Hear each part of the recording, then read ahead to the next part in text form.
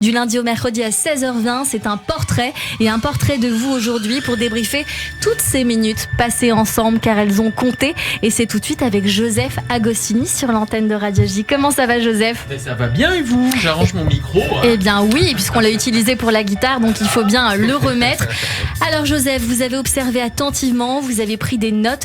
Qu'a-t-on retenu de ce rendez-vous ? Ah, eh bien, Enrico Macias, c'est comme un rêve pour nous tous de l'avoir en face. Parce que la nostalgie de l'exil sème souvent le désarroi, l'errance, la peur du lendemain, comme on le voit en ce moment en Ukraine. Mais cette nostalgie, à vous voir, Enrico Macias, peut aussi donner lieu à une force de vie surprenante. Sur Enrico, une force qui a été à l'origine de 60 ans de carrière. Alors en vous écoutant parler, je me suis dit qu'il n'y avait pas de hasard. Ils ont peut-être tué tonton Raymond, ils n'ont pas tué l'âme méditerranéenne, le parfum d'exil, cette transmission au-delà des mots, des modes, des rengaines.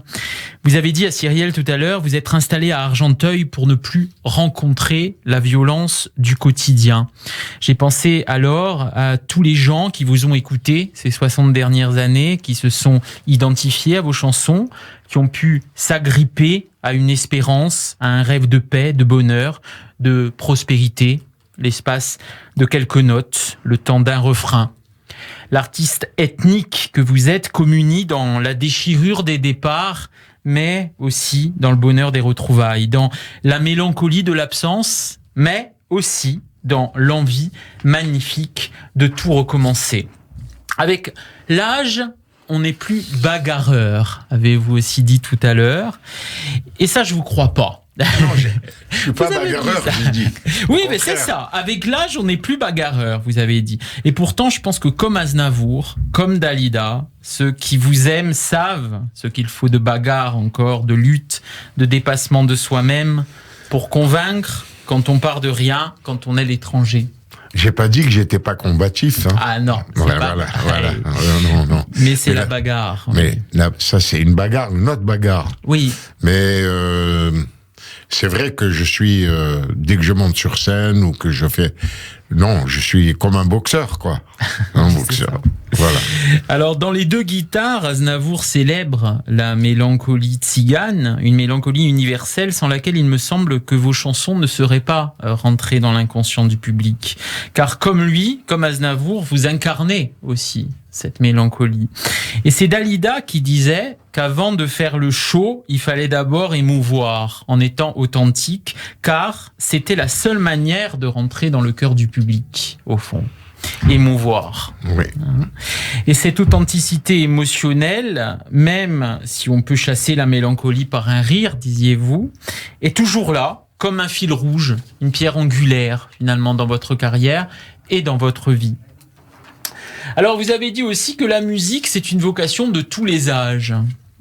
Et j'ai envie de vous dire que la tendresse aussi, peut-être, c'est une vocation. J'en ai parlé. Oui. Et il y a pour les grands une sorte d'affection du public qui ne se dément jamais, qui fait peut-être que la vocation de la tendresse trouve vraiment son sens, comme un mariage d'amour, un mariage qui ferait rajeunir aussi, parce que vraiment, Enrico Macias, je crois que tout le monde rêverait d'être comme vous à 84 ans. Ah, c'est gentil. C'est sincère. Merci.